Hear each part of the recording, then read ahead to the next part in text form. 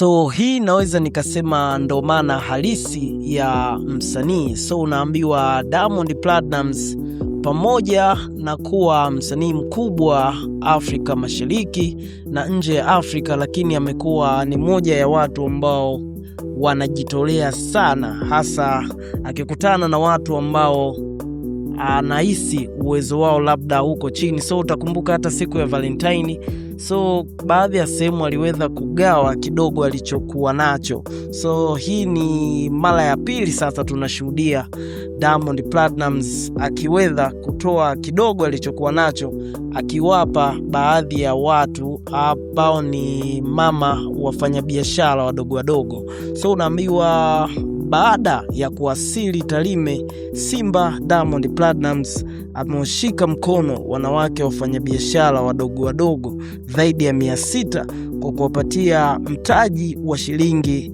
100,000. So kila mmoja ikiwa ni sehemu ya kuunga mkono juhudi zao kujikwamua kiuchumi na kukuza biashara zao.